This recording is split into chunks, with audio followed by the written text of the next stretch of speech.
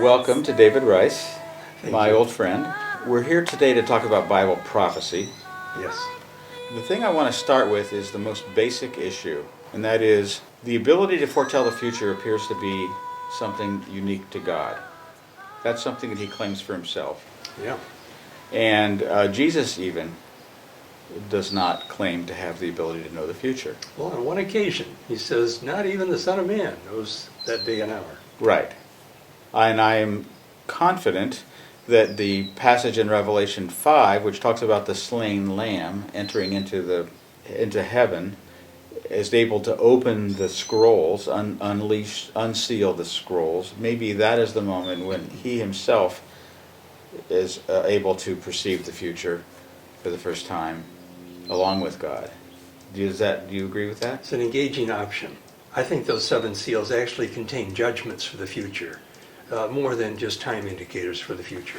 Okay. But it is certainly true that when Jesus ascended to the right hand of God, things that he didn't know before surely would have been privileged to see at that point. Right. So I do agree that Jesus is in a different position now than when he said that when he was on earth. Right. And so if he says no one knows, not even the Son, when the day and hour of the future Messiah's reign will happen, he didn't mean that he wouldn't know now. Right. He certainly knew after he was reunited with God Right. in heaven. Okay, so be that as it may, the ability to foretell is given to humans on occasion in the Scripture. So talk about why that is. The prophets were given the opportunity on certain limited occasions to have limited information about things to happen in the future.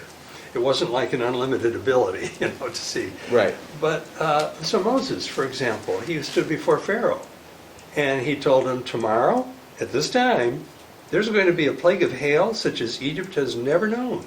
Yeah. Now, I don't know, did he see the darkening of the sky? But not so much, because Pharaoh wouldn't have known that. There's a one-day prophecy, and it came about just as he predicted. Right. That God knew what was going on. He was in control, and he was managing the situation. And then in 2 Kings, there's the account of Elisha. Talk about that one. Yeah, Elisha was in the city with the king and in Samaria, and they were being sieged by an enemy outside. Looked pretty hopeless. And the price of food skyrocketed, as it would in a period of siege. And Elisha said, tomorrow, about this time, a measure of wheat will be sold for a single shekel, and 2 measures of barley. And the king's right-hand man said, that's not possible. He says, because you don't believe. You will see it with your eyes, but you won't taste of it.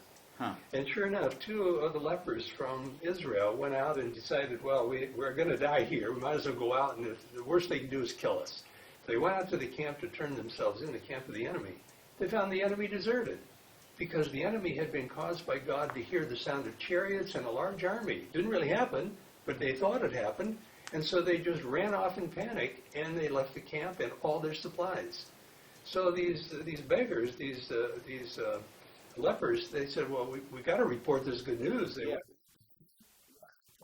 Yeah, what I liked about that was that they said, we can't just keep all this loot for ourselves. Right. The people need this food. Right.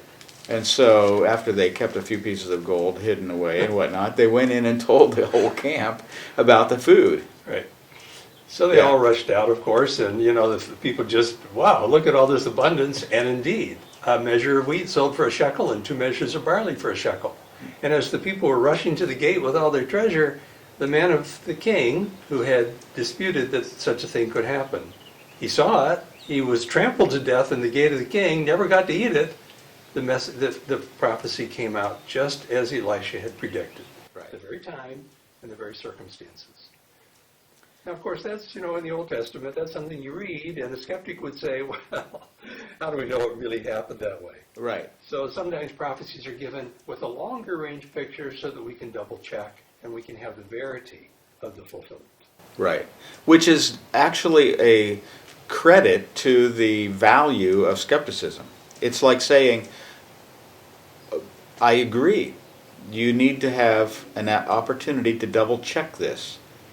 Maybe after you've done a few of these and seen that it worked, maybe you'll then look back at some of the ones that you can't check and just have to take the Bible's word for and say, that is interesting. That's right. It's a good foundation for our faith. No Right. question. Okay, good.